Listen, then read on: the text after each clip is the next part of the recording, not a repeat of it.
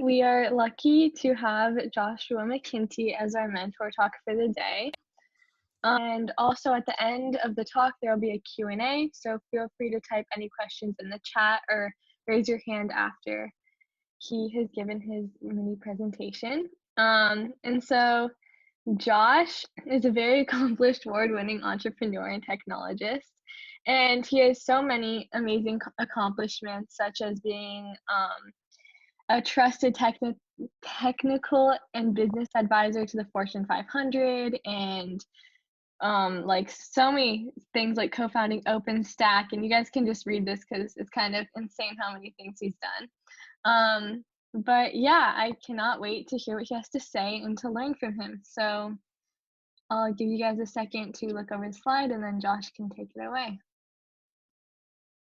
Cool. I love ranting. You know, not like what did I decide to do, but how did I decide to do it? I think that ended up being the thing that impacted me the most or got me into interesting places.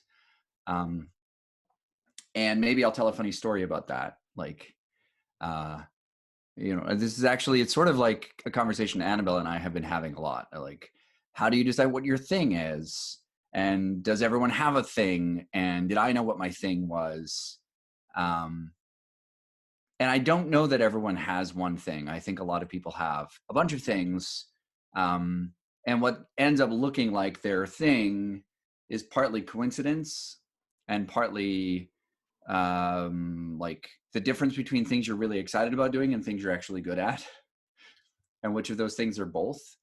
So maybe I could tell you all the things I really wanted to do that I did not end up doing very well, and ways that I decided to sort of put those aside, or in some cases not put them aside, but just have them be a hobby instead of a career.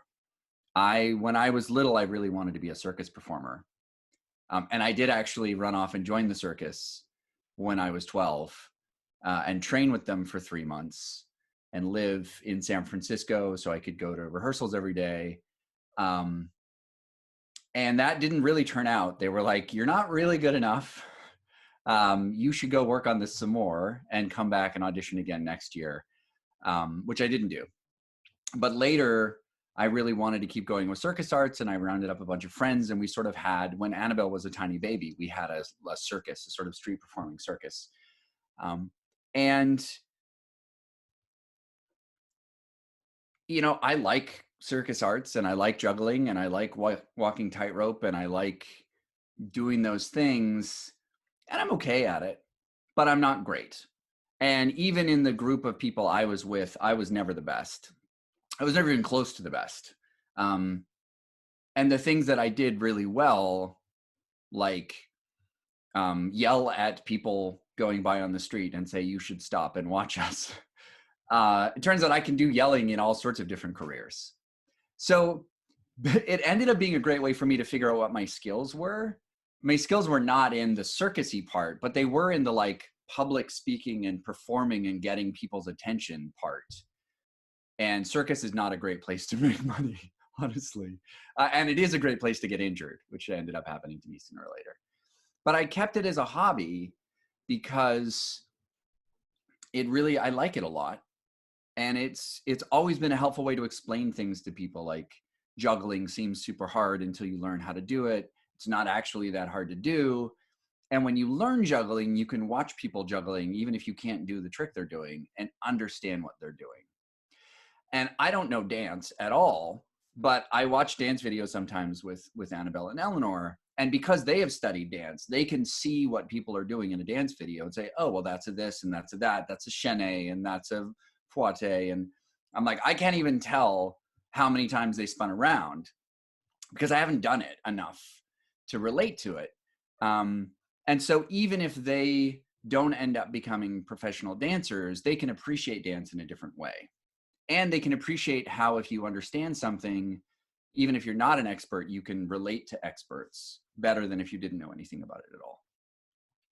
So I first wanted to be a circus performer, and then I wanted to be a rocket scientist. And I didn't end up being a rocket scientist. And I had friends in high school who were like, we're going to start the first private space company. We would have been sort of SpaceX. if we had done it then. Because at the time, the only people in the US who worked on space things were at NASA, and the only people in Canada who worked on space things worked for the Canadian Space Agency. So there really weren't private rocket companies in that sense. And we thought that would be super cool to do. I didn't end up doing that, but I still had this desire to be part of space sooner or later. And so every time there came up an opportunity to get closer to NASA, I said, oh, I want to do that. Whether that's like working on them on contests or space gloves or websites or whatever. So if you have a thing that you're excited about, you don't have to just try and get there in a straight line. That almost never works. Most people in their career, most successful people did not drive to their career in a straight line. But you could just sort of keep it in the back of your mind, like, oh, I'm really interested in getting to Arizona. Well, if I'm driving down the highway and there's a turnoff and something looks like it goes towards Arizona, I'll turn that direction. And maybe it doesn't actually go straight towards Arizona. You get off on some other highway, and then you have a chance to go left and a chance to go right and a chance to go left and a chance to go right. And eventually you end up in Arizona. I don't know why you go to Arizona, but there's a lot of really good NASA research that happens in Arizona. I think that's why. The other thing I did, and I was talking to Annabelle about this earlier this week, and I think this made the biggest difference of anything. And I remember very clearly deciding in high school that I was going to figure out how to be interested in anything that I had to study anyway. That I thought being interested in something wasn't actually a fact, it was a choice. And that I could choose to be interested in something. Not necessarily like the obvious way, like I find this subject boring. Okay, well, is there some part of the subject that might be interesting? Or is the history of the subject interesting? Or is the way the teacher teaches it interesting? I've even tried this with films. Have you ever been in a movie theater and you just get halfway through and you're like, this film is terrible. I'm not interested. I want to leave. I want to fall asleep. Maybe I'll just eat the popcorn. Everyone's had this experience. I've tried, like, how can I find this film interesting? And I'll just start looking at the camera work. And I'll think of like, I wonder what lens they were using. I wonder, you can just eat the popcorn. That's also fun. But I wonder, you know, how high up above the ground the camera was. And did they use a ladder or did they use a crane? Or I wonder how many people were on the set. I wonder how that costume was made, what that fabric is. I wonder if the reason the writing is so bad is because they made it up the day before, or maybe because it was in a novel and they didn't bother to rewrite it so it sounded good when you saw people. You know, the things you write in books are not how people sound when they talk. And so if you just take a novel and you have people say those things, it's terrible. Like the Hunger Games level terrible. Great book, terrible movie. Hey, sorry, no, serious though. It's a great movie, but the dialogue is horrible because it was written to be a novel. And I found that a lot of the things I ended up being really interested in later on were not things that I thought I was interested in. They were things I forced myself to be curious about. And then I found something in that. I was like, oh, this is actually, some part of this is really interesting. A lot of the work that I did for the government, first at NASA and then on other projects, was about trying to automate compliance, which when you first hear it sounds like the most boring thing you can imagine. You're like, first off, that's bureaucracy plus robots. That sounds like the worst combination ever. And then if you meet people and you talk to them, you're like, well, why do we have compliance? Well, because there's a bunch of processes that we follow so that astronauts don't die. Okay, now I'm more interested. Keeping astronauts alive sounds important. What are we talking about? Oh, well, there's checklists, and we try and make sure the checklists get followed. And there's all of these things that like 80,000 people do that are sort of related to trying to keep astronauts alive. And I'll give you a really specific example. It'll sound super boring. We were touring a data center in California that NASA rents a little piece of, like a half a rack. So there's a huge data center, hundreds of thousands of square feet, and it's really secure. You have to go through like fingerprint scanners to get into the building. And it's full of air conditioning, and most of it is full of Google servers and like Verizon servers and famous people servers.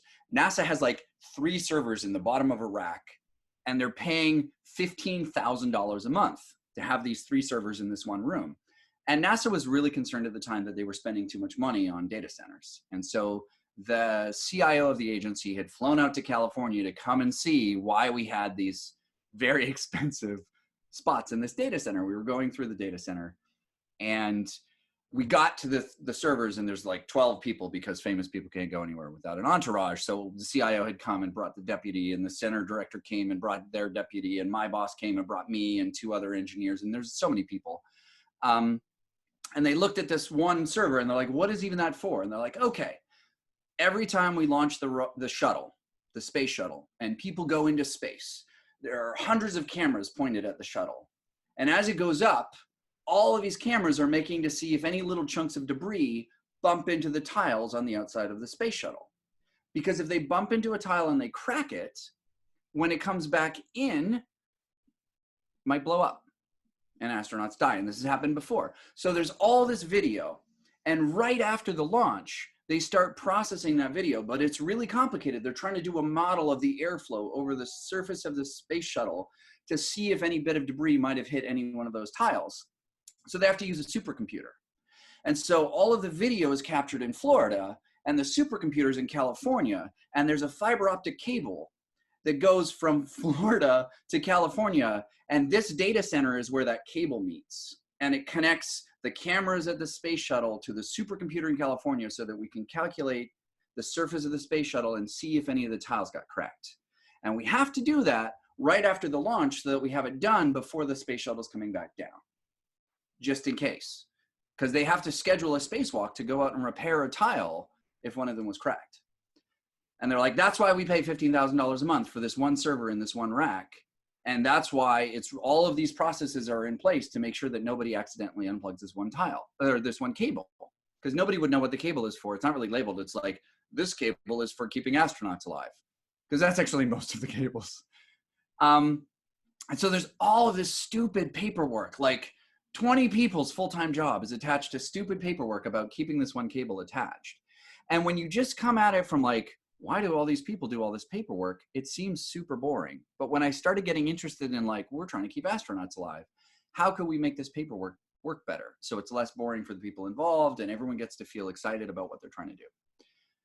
Long story short, I never would have been interested in that field of like, how do we automate compliance if I wasn't like able to be curious and be like, how could I be curious about these servers? And what do they mean? And what are they connected to? Everything that happens in the world is connected to something that feels super important to somebody. And so even if you don't care about the thing, you can care about the person and you can care about their passion and their mission. And then you can be like, oh, now I can be interested, at least casually curious about it. It might not be a thing I want to do. I might decide, man, it is day to day really, really boring. But I care enough to have respect for the people who work on it. And then they have respect for my work and we work better together. Is that making sense? Sort of. I'm telling a weird roundabout story of like, how did I end up working on things? And it starts with like just being curious, because the other thing about being curious and being willing to be interested in things is it is a superpower. Most people don't do that. Most people have a fixed mindset when it comes to curiosity.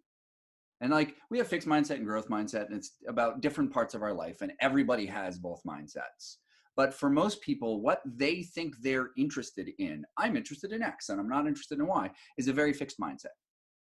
And so when they go into a new environment, a new job opportunity or a new company or a new school or a new team, and the team's like, well, we're working on this. They are only interested in the thing they already think they're interested in. And so it's hard for them to get excited. And when people are excited, they work so much harder. They just, there's a great stat, like if you work less than 10% focused, you're probably at risk of being fired. If you work from 10% to 50%, which is almost everybody, is less than half of their focus is on their work, you'll do good work and you're kind of probably average along with everyone else, depending on whether you're good at what you're trying to do. But if you're focused and you're working hard, it doesn't really matter and you're going to get better. But if you work above 50%, focus and enthusiasm, you're going to do better work than almost everybody else. It doesn't even matter if you're good at it, if you're just bringing your focus and your excitement and your enthusiasm to work. So your ability to decide to be interested or figure out how to be interested and curious in something just long enough to see if you want to engage with it. Doesn't mean you have to decide that that's going to be the thing you do, but it makes you a superpower on any team. And then all of a sudden you can actually pick and choose what you work on. So once you can pick and choose, you get this sort of ethical question of like, if I can actually be super effective, what should I work on? What makes me feel good? What is like a contribution to humanity? And you have to be really careful because it's really easy to talk yourself into things. You're like, I really like doing this thing. So here's a way that I believe that could be a story about being helpful to other people because I want to do it anyway. And so most tech companies, even the really, really weird ones that like make robot guns, they think they're doing stuff to help humanity. Everybody tells themselves that story. So if you want to like do that for real, you have to decide not just is it a thing you care about, but how are you going to measure it and who are you going to use as kind of your advisory board, right? So from a pretty early part of my career, I would say, yeah, even before my first like real salary job. So real salary job, meaning I got paid every month, no matter how many hours I worked. And the first time I had that, I think was in 2000. So I was like 22, maybe 20. Yeah, I was 22. I had a salaried job. I got paid every month, even, you know, nobody counted my hours. It was weird and magical. But I already had friends that were sort of my trusted advisors. And so I would say, hey, I'm going to work on this. What do you think? Do you think it's a good idea? Is it a good way for me to spend my time? I'm thinking about it. Maybe I should take this job. Maybe I shouldn't. Here's how I feel about it. And it's a good idea to get in the habit of doing that because you want to do it every time, not just, you know, skip it this one time because you really want to talk yourself into something. And you're going to make mistakes. You'll work on something and after you'll be like, ooh, I shouldn't have worked for that person. I don't feel good about working on that project. I don't want to tell my friends about it. You know, if you ever have work that you do that you're like, I don't want to tell my friends I worked on that, that's not a good sign. It's probably, you know, and same thing with like writing essays or working at, you know, in university projects. If you write a piece that you don't want to share with your parents or your siblings or your best friends, kind of want to think about whether you're a bit off the rails. Everyone gets a little bit off the rails. It's like, so you start building that trusted advisory board. And it's tricky. You want them to be like, ideally, they're outside of your field. So they don't really know the same things you know. They don't work on the same things you work. So a lot of my trusted advisors are like artists and lawyers and chefs. Because if I get distracted by some tech thing and I'm like, oh no, honestly, this is going to be great for humanity. And they're like, wait, what? You're helping the Air Force target missiles. I don't think there's any version of that seems like it's good for humanity. And you're like, yeah, okay, you're probably right. Like tech people can get really distracted by the tech and they're like, here's how it's good. And in any field, people can be like, well, it's great because X. That doesn't mean it's actually great. So it's good to have a bunch of outside perspectives. How did I find these trusted advisors? High school friends. Honestly, a lot of my best high school friends. I went to a Maxwell, was an international Baha'i school. So my high school friends were from really different backgrounds. And I stayed in touch with a bunch of them and that was helpful. And yeah, I think in like the high school to university, you know, when you're in grade school, you end up like being friends with whoever was in your class because you had to sit next to them and so you're friends. Or you're friends with your parents' kids or your parents' friends' kids because it's easy and you hang out together and you're like, well, I guess they're my friends because I see them all the time. But as you start getting into high school, you get to choose who your friends are based on values. Like, do I feel good when I hang out with them? Do I like the version of myself I am when I'm near them? Or do I not? And as you really get into university, most people get a full reboot and they're like, I just made new friends. I didn't go to university, but I did the same thing where I moved to another town and lived with a bunch of housemates and hung out with university students. And I was like, I get to choose who my friends are based on how I feel about myself when I'm near them. And then you just hang on to them. It's really easy. How did I know you came to where you want to be in your career? I don't know. I've never known. And part of like being willing to be interested in whatever is I worry less about being in the right place and more just like, am I doing the best with what I have right now? Oh yes, I keep saying, when I grow up, I'll do this. It's true. I'm still planning on growing up and being a violin maker.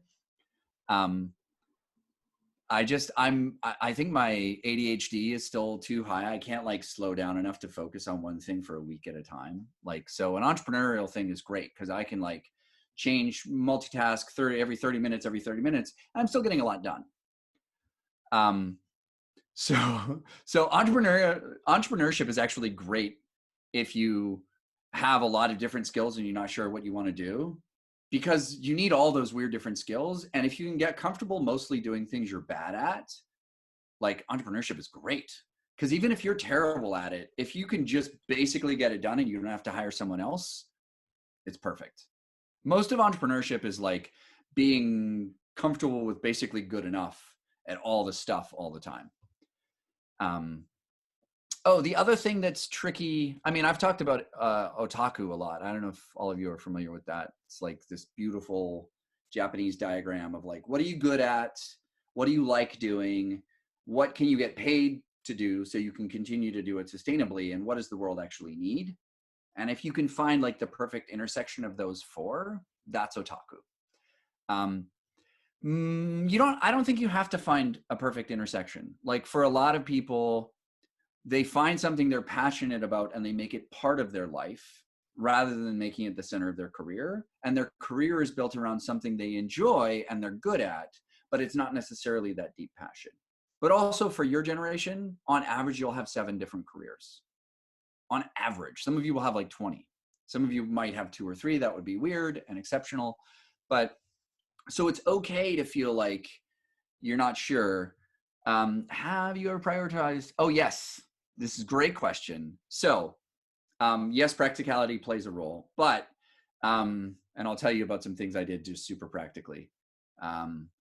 But when I wasn't sure and I had choices that seemed equally good, and I had advice from people saying, well, we don't really, well, sounds good. I would pick I'd always pick the one that I thought I would learn more. And it's one other lens of, some people are like, well, do the ones where you get to hang out with the people you want to be around. That's super true. Always work with people you are excited to learn from. And if you have any choice, and if you're like, well, they both pay $12 an hour, but this one is like, Annabelle is an example. If she could get a job cleaning the studios and get to be around Angela Musso, or working in a bakery and get to be around a cool Italian baker, like cool Italian baker locally is a super neat guy. Angela Musso is the best contemporary composer or choreographer in Canada. So like, absolutely, even if it's less money, go hang out with Angela, And so I did a lot of that of like, what is the job I can get that lets me hang out with people who are amazing, even if the job itself is not the job I would want, because I know I'm going to get to work with them again later. And so like being able to pick people, being able to pick things I want to learn, or just an environment where I'm going to learn things I don't even know what I'm going to learn. I was like, well, I've never done that before. I'll probably learn something. Other ways to prioritize practicality. Okay, there's a life phase thing here. If you don't have children and you do have a support net, by which I mean, if you went totally bankrupt, you have friends or parents or siblings you could go stay with. Practicality doesn't really factor into it for me, because that's the perfect time to be taking risks, and like, whereas once you have children, your perspective on risk taking, and if you don't have a support net, is very different. So when Annabelle was a tiny baby, I spent 5 months building e-commerce websites to sell golf clubs. Like, very practical, not something I was passionate about. I'm not passionate about e-commerce. Like, it is selling stuff online, the thing that has to happen. But I'm not really passionate about commerce in general, like being involved with just helping people buy stuff for the sake of owning stuff. I'm interested in people buying things that can change their life or change their relationship to their work or their friends or something meaningful, but just stuff for the sake of stuff, like rich people buying clubs. Not interesting. But practically speaking, I could work from home. I had flexible hours. I could have Annabelle on my lap while I was writing software, you know, and it paid well enough for us to move back to Canada, which was important. One accomplishment I'm really proud of. Oof. Okay, I can answer this a couple different ways. The things I am the most proud of usually fall into one of two categories. Either there's like a thing that I really wanted to be good at. Like I really wanted to write well. And I've written a lot of articles. I've written essays and I've written blog posts and I've written articles for magazines. And I've worked with co-writers and I've done it by myself. And I've had ghostwriters write, you know, interview me and write down my thoughts. And I think I've gotten better over time. And so a few of my articles feel really, I'm really proud because it took a long time and a lot of work to get them as good as they are. I don't think they're great. I'm not like, that article is amazing. But I, you know, so that like I worked hard at it. And then so the work product feels really important. I've been an advisor to a lot of entrepreneurs and startup people and coworkers. And on a few occasions, I've gotten like very public acknowledgement that I'm really proud of. So a friend of mine, Cornelia Davis, who's pretty famous in tech, she wrote a book and she put me in the acknowledgements, like thanked me for helping her with the book. And so I've been acknowledged in a couple of books where I helped people, and that I'm super proud of because I spend a lot of time like trying to give advice, but it's really hard to know if it's good or meaningful. And so when somebody's like, hey, Josh's advice was really helpful and I put him in my book, that feels like really cool. And the other things I'm proud of are the things where I was the most scared to do it. So what's a good example?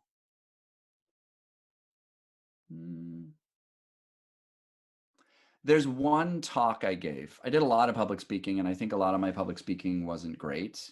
I worked at it a lot, but I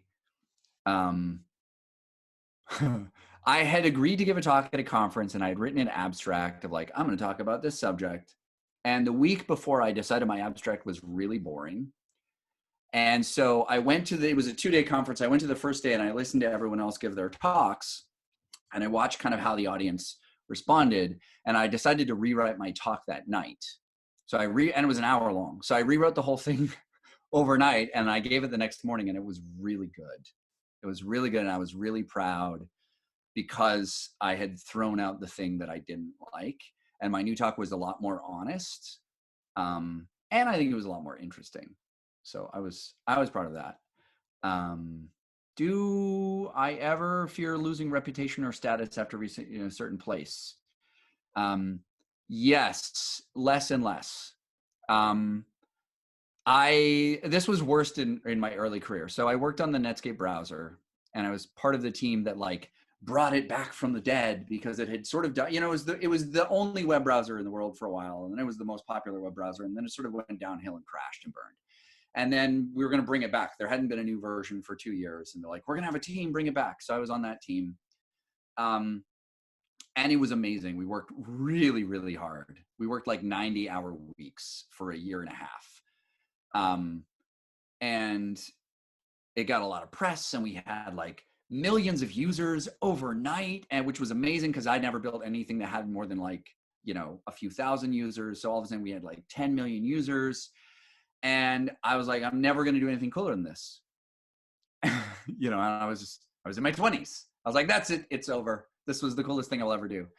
And then, so I went off to go work on another web browser that wasn't really nearly as important. And then a few years after that, I ended up working at NASA.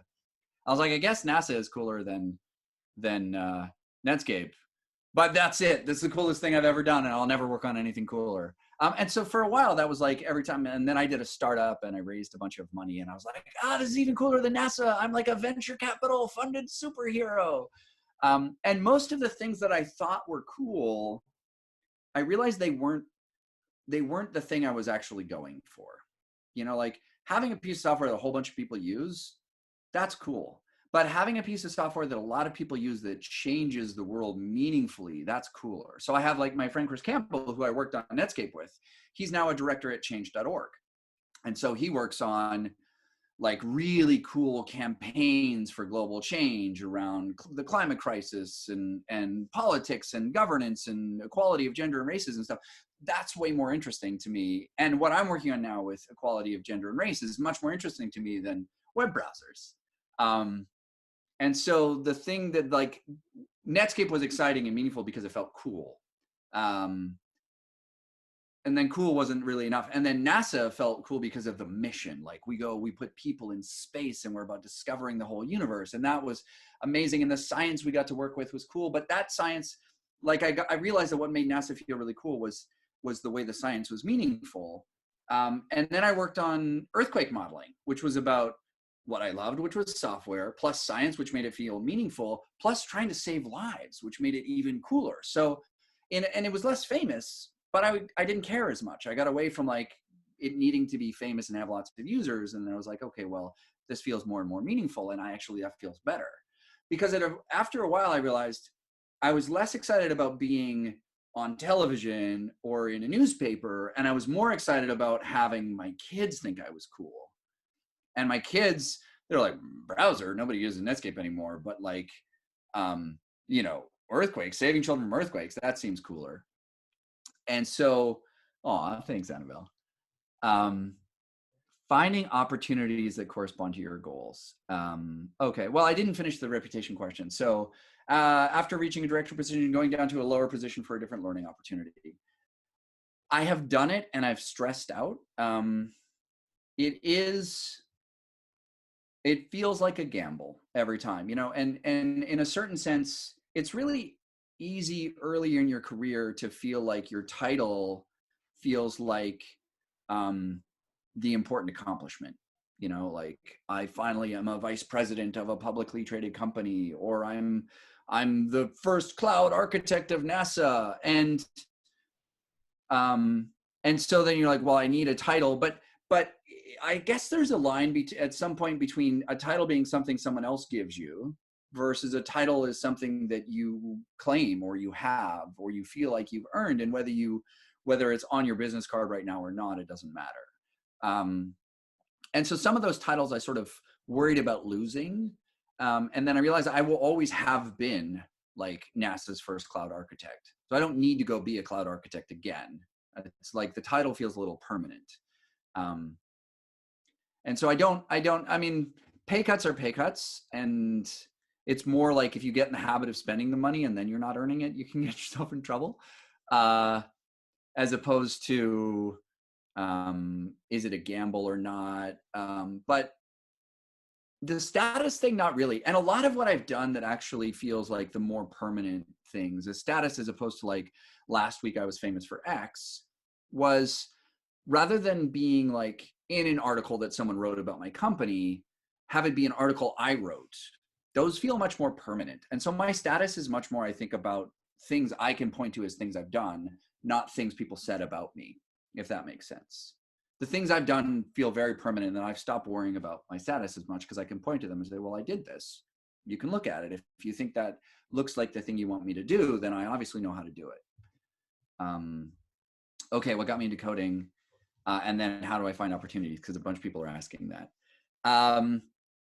What got me into coding is being very sick originally. When I first moved to Victoria, when I was like 6 or 7, I had been really sick a lot. I'd been in the hospital a lot. I had pneumonia and asthma. I wasn't, quarantine is opportunity. Absolutely. I wasn't really like a run around with the other kids in the neighborhood kind of kid. I was sort of I got home from school and I needed to sit around on the couch and take a nap. And so my mom had bought a computer. We had one in the house.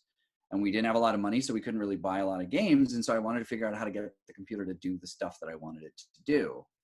And it was an Apple II Plus, which meant programming was sort of built into it. You turn it on and what you have is a basic prompt, so you can write software, and that feels like what it was for. And then I was sort of lucky. I was around a lot of computer scientists when I was younger, and they were willing to explain things to me occasionally. And then I had books, and I was like, it felt like a thing that I was good at, and so I wanted to keep doing. Okay, finding opportunities, awesome programs. There's two, so one, the superpower of being interested in things makes you the person everyone wants to work with. Like 100% of the time. And I think of this in like, Annabelle's interested in film. So my first career, salary job, I did not interview.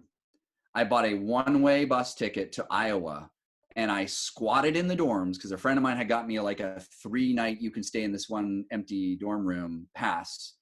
And I showed up at this game company, and I was like, hey, my friend works here. I'm going to just like try and help out. And I like started looking at what they're doing. I was like, oh, okay, well, it looks like the animators are having trouble getting their animations into the game engine. And it looks like it's this process here. And I looked up on this webpage. So how about I help with that part? Because they can't seem to figure it out. And I can maybe help make some tools, make it easier. And I got hired at the end of the second day because I was willing to like be interested in what they were trying to do, not show up and say, well, what I'm really interested in is this, and I want you to pay me to work on this. And then, because I'd done game programming, then other programming jobs were like, well, I've done game programming. I know how to make things run really fast in complicated languages, and I can teach myself a language on a bus ride if I need to. So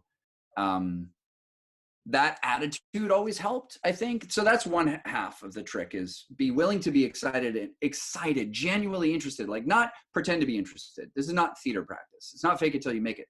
Figure out something that seems interesting to you about whatever it is that if you can't find something, you can't find it. Like I can't always be interested. There are definitely fields I run into where I'm just like, I can't even figure out how to find this interesting at all. But usually I can like mine my curiosity. And the other thing is networks. And I'll come back to your question, Ben, because that's a great question.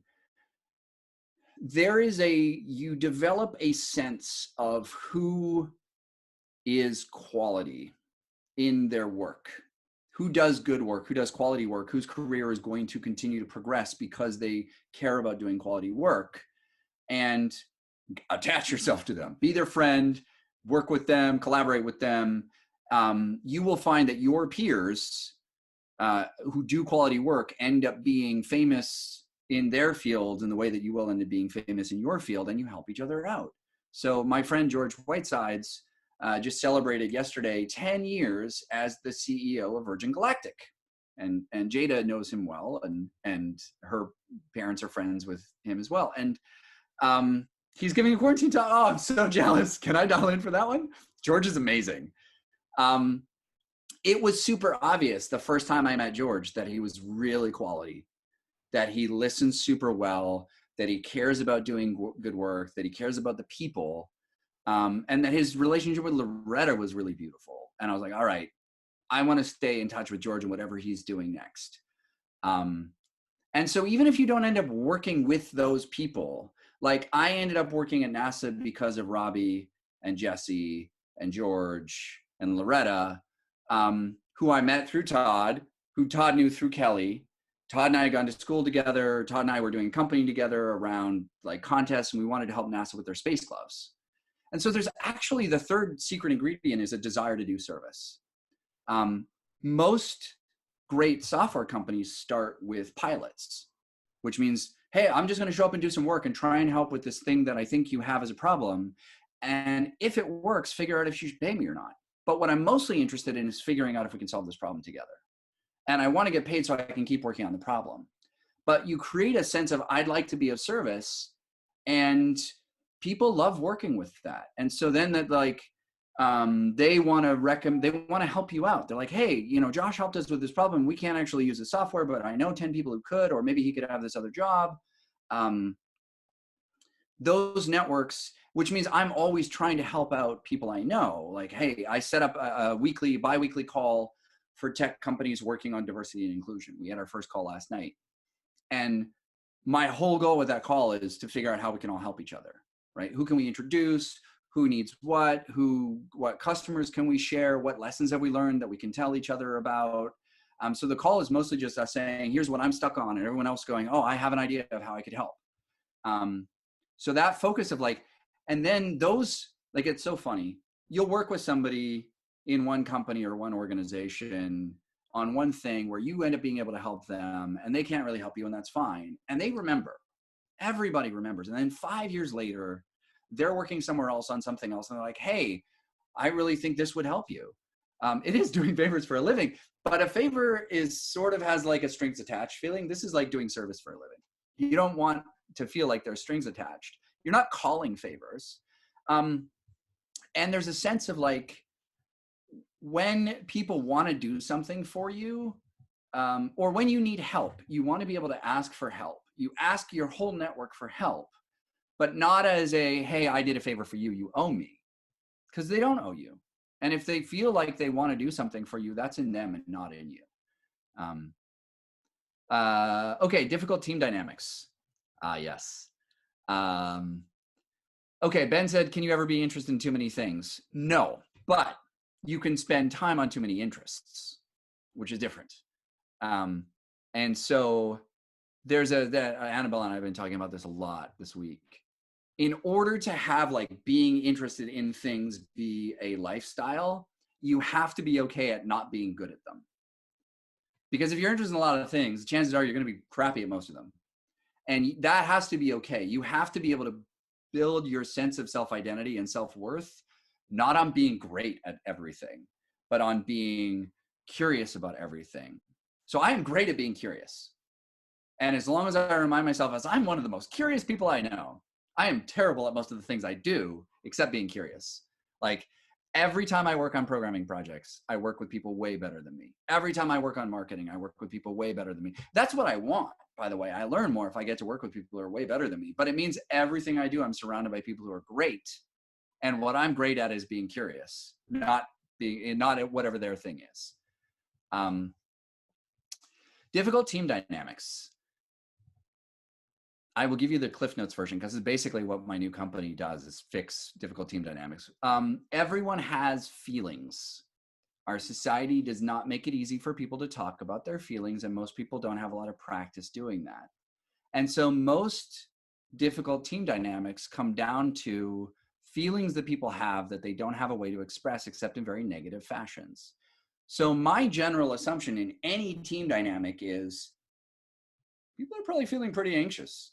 They're probably like feeling insecure about someone else being better than them, or that they're not good enough at what they're supposed to do, or they're not supposed to be confused, or they're not supposed to need anything, or, you know, even like super arrogant people are the most anxious. Arrogance is just a classic expression of anxiety. So when I deal with really arrogant people, it kind of mostly doesn't bother me anymore. It used to really irritate me. And then when I started looking at them, I'm like, I could just really tell that you're just really insecure. And it's kind of sad. And I'm not pitying you, but I do have compassion for you now. And now you just don't bother me that much. That doesn't fix it, but it gives you a place to sit where you're less affected by it, which then allows you to be thoughtful about how you engage. And then you can be strategic. You'd be like, do I need to try and help them cope with their feelings? Maybe if I help them talk about what their feelings are, they're going to have that nice sense of release and have some catharsis, and the pressure is going to go down. Or do I need to figure out how to tease apart this team so people can work separate from the thing that's really triggering them? Straight up bad behavior, like confrontation of bad behavior, is a whole art form. It's a separate topic. Like, how do you call someone out and saying, hey, I can really see that these are your feelings and you have these needs, but acting this way is not okay.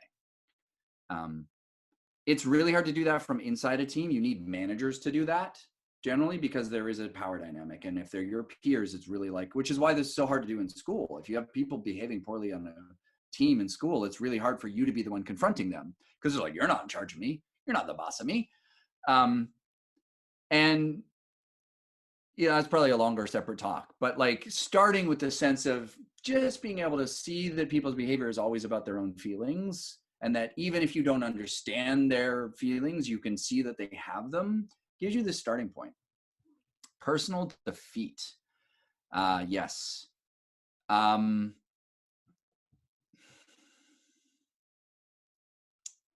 Well, I'll tell you about how I wish I dealt with personal defeat, because I'm not sure this is how I do it. But first, there's grieving. Like, failure sucks.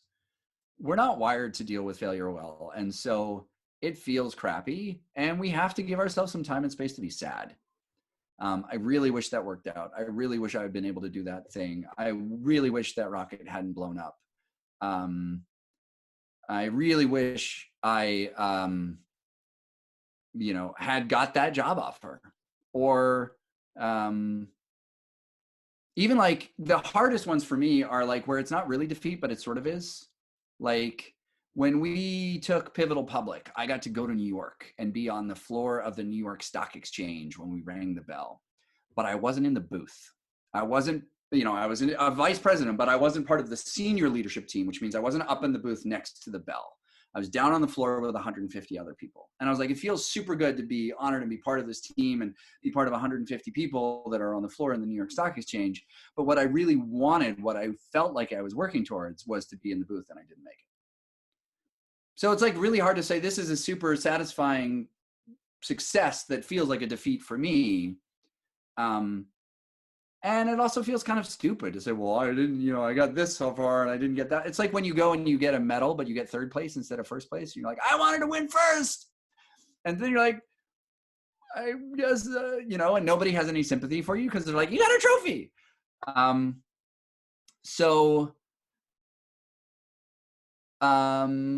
mean, learning helps. Like if I'm focused on learning to start with, it's easier to be like, I want to learn. And therefore, if I learned something, it was good. Right? Like I've had some companies fail. Any entrepreneur has companies fail. And that sucks. And you try and make up a story about how it wasn't your fault. And then that doesn't really stick because if you tell it to other people, it feels fake. And so then you have a story where it was 100% your fault. And that's also not really true. And so then you try and make a story up of like, this is what happened. This is what I learned. And I'm glad that I did it. And I'm glad it's over. Or I'm not glad it's over and I wish it turned out differently. I think like getting comfortable with being sad, then you don't have to have it be perfectly resolved. It's never going to be perfectly resolved, but that's okay. It doesn't have to be. It doesn't mean you didn't get it. And you can come back and squeeze it. It's like a lemon that's still in the fridge and you're like, well, there's still some juice in there. I can probably squeeze it. I'll make one more really good cup of tea. Imposter syndrome. Super important question. Everyone has it. Get a therapist. This is the number one thing I get from my therapist is I'm telling me everyone has imposter syndrome like every week. Meeting really famous people and asking them about their imposter syndrome is really helpful because it's just reassuring to be like, like the first time I met an astronaut, and she was like, really had imposter syndrome. She was very gracious about it. She was like 800 years old. But she, it was at the deputy ambassador's house in Washington, D.C., the British ambassador's house. And it was a dinner cocktail party. I had no idea what I was doing there. I really didn't fit in. And there was this very famous female American astronaut there. And she was telling me, she's like, man, I don't know what I'm doing here with all of these very famous people. I'm like, what are you talking about? You've been in space. So imposter syndrome, like everyone has it.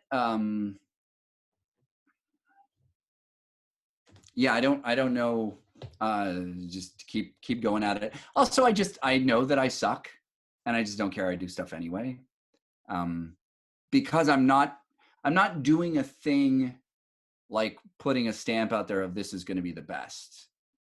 And I try and work and feel like open source is great for that. Open source is just like, hey, here's my code. Like, I'm not telling you it's anything other than what it is. You can use it or not, or you look at it or not. And this is just my ideas. So those are easier in my field. Like, I think if you're a doctor, it's a little hard to be like, I don't know anything about medicine, but let me cut you open. It sounds terrible, actually. You do not want doctors that have that approach. I want to go back and make sure there's a lot of questions here. Violin maker, trusted advisors. Oh, choosing over materialism.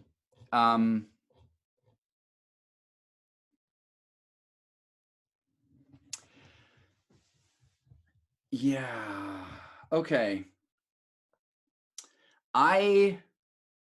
There's a perspective I really like, and I think it's the problem with billionaires is a problem of society and not with the billionaires. Like, we have a society that lets billionaires exist. Billionaires, in a sense, are childish. They figured out a way to make themselves feel good about scoring in one particular category, and they just keep scoring there because it keeps making them feel good. It's like a dopamine response. It's an addiction to making money, and we have no form of therapy for them. So as a society, the fact that we have billionaires is crappy. I don't really blame them, in a sense, if that makes sense.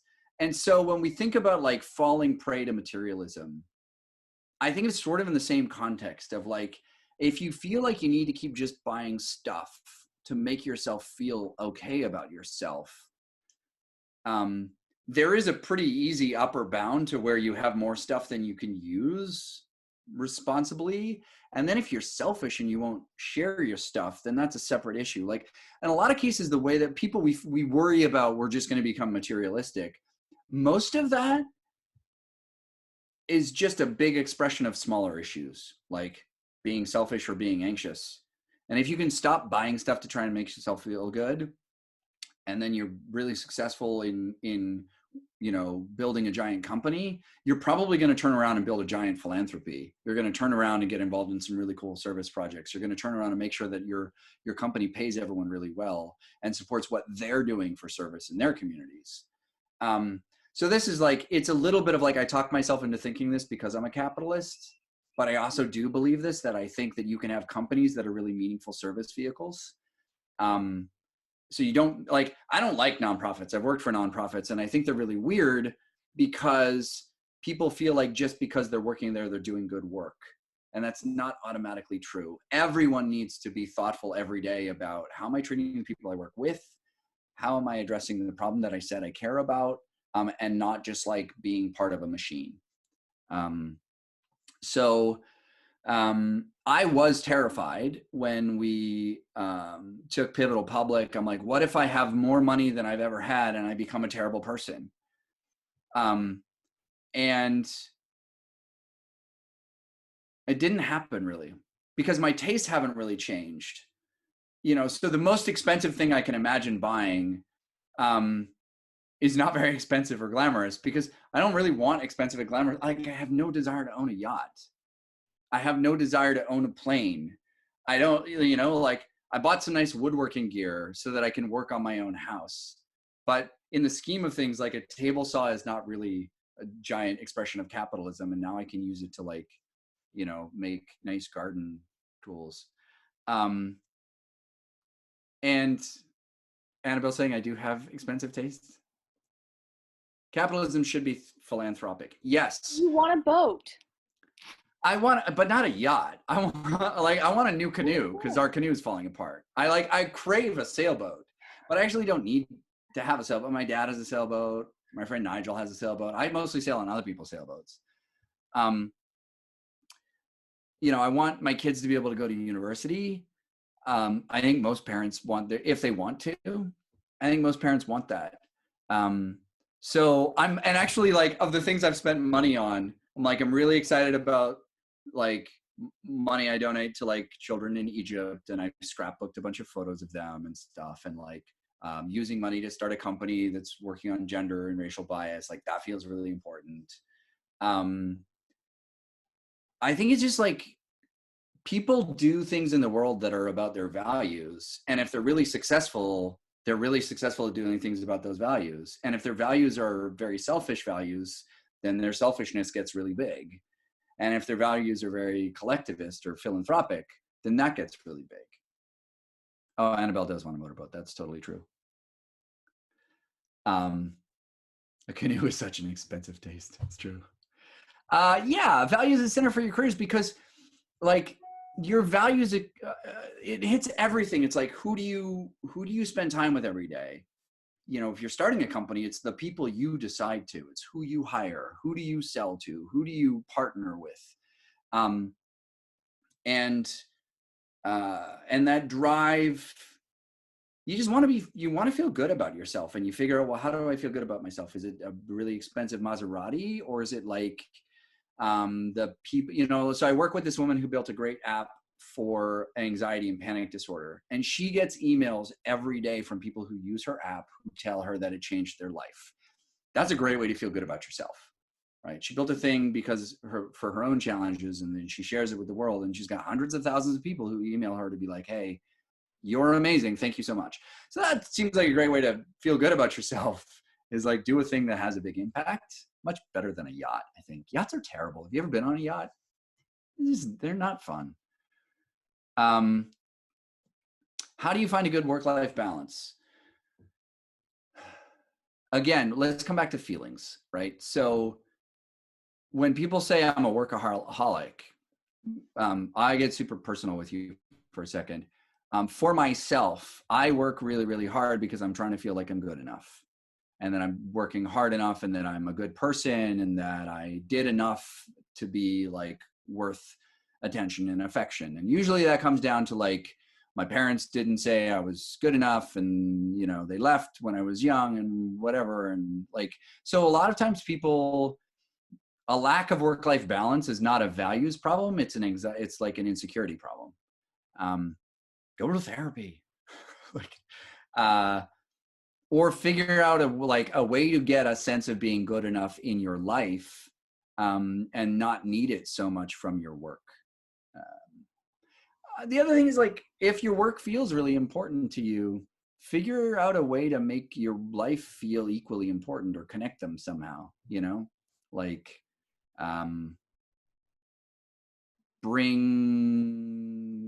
like, take your kids to rocket launches. I mean, I don't know, that was an exceptional case, but it was probably the thing I am most proud of from my work at NASA, is not the software, but the fact that I got to take Annabelle to a launch, which meant that the team that was working on that mission felt that what we had been doing as part of it was important enough that I could go and I could bring her. Yeah, it made me feel really proud of the work we did, because it meant that they cared about it. And it meant that I got to show my family in a really meaningful way, like what I was working on, why it was important. Oh yeah, we were also in an IMAX movie. That's true. That was accidental. We didn't know we were going to be in an IMAX movie because of it, but we're on the bleachers in one of the movies about the shuttle. Probably time for a couple more questions. Jada, is there anything you specifically wanted me to cover that I've glossed over? Maybe stuff about how to learn? Yeah, that would be great. I think you've been doing a fantastic job. This is all super interesting. Okay. Yeah.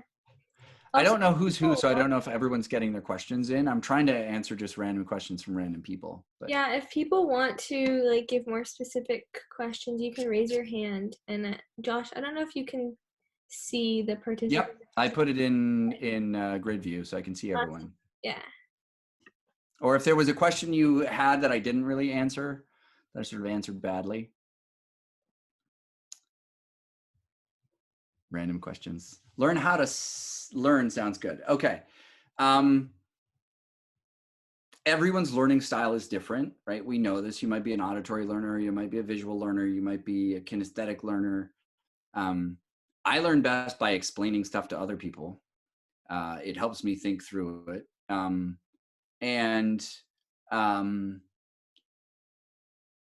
There, to a certain extent, like it goes along with being interested. If you're interested, learning feels easy eventually. Like you'll realize the stuff you're really interested in, you figured out, right? You're like, how many of you have ever like posted a photo on Instagram? Show of hands. Okay, basically, yeah, everyone. How many of you had someone teach you how to do that? Okay, few of you. I bet you a lot of what you've done on Instagram or TikTok or the Facebook, which nobody uses anymore, even parents. You know, you figured it out. Like, I hate Snapchat, by the way. It's so confusing to me, like too much swiping and where is everything on, like, and I write software. I know how to use software. I build mobile apps. I just don't like Snapchat because it doesn't, I'm not interested in it. As soon as you're interested in it, it's easier to learn. So one, figure out what your learning style is, and it might change. It might change as you get older. It might change as you are in different contexts. So if you go from high school to university and you're less nervous about what everyone thinks of you, who's around you, your learning style will change because you're not as worried about how you look while you're learning and you're more interested in the learning.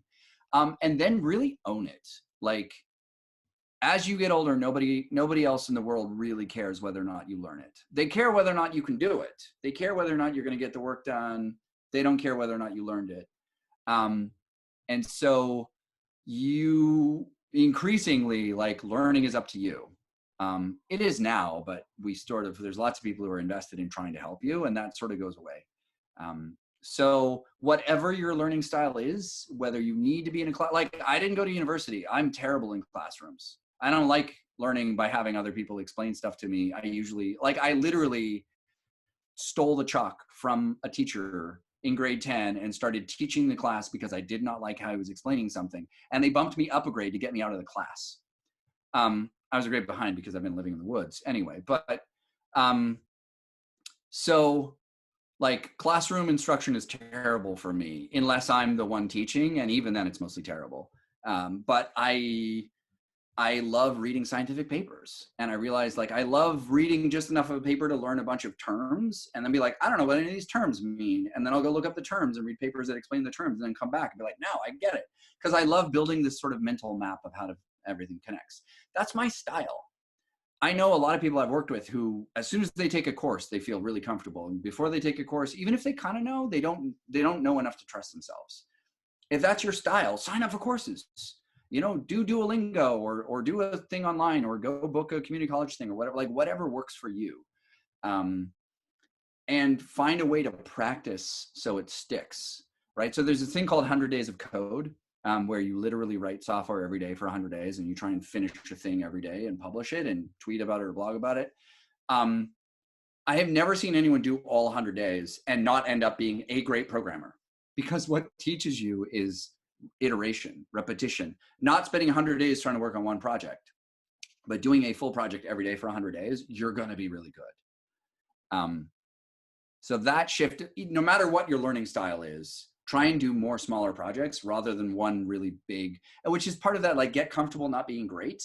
You also have to get comfortable not having your work be great, because great work comes after you get rid of all the bad work. Do a bunch of bad work and your later work is going to be great.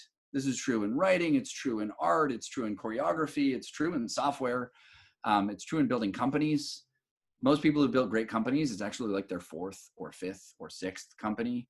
You don't even hear about the first 3 failures. I've had some terrible failures. We're over time.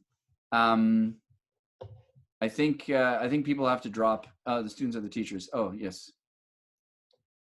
Yeah, exactly. He was explaining a part of Julius Caesar, Shakespeare's Julius Caesar, when Brutus knows he's about to die, and, like, where the various armies are on the terrain. So he has this long soliloquy, and he wasn't explaining it well. It's like, look, you have to let everyone understand that Brutus knows he's going to die. That's why he committed suicide. He's a Stoic. This isn't just him having a moment of depression. This is him knowing he is lost and not willing to be captured. But there is a battlefield configuration where you can know you're going to lose, but not have lost yet. And so it had to do with the 2 armies coming from 2 directions. It also is very symbolic of, like, Brutus's relationship to different parts of Rome at that moment. And he was, like, messing it up. I was upset. Okay. Jada, I don't see any other hands. Oh, Annabelle had a hand. I don't know if she's waving or not. No. Okay. No other hands, and we're over time. So. All right. Good. Thank you so much. This was a phenomenal talk. We all learned so much. And I hope to see your family soon. Yeah. And at some point, at closer than 2 meters. But we would take 2 meters to start with. Yeah, for As soon as sure. that- All right. Thank you guys. Thanks, everyone. See you next week. Have a great weekend. Cheers.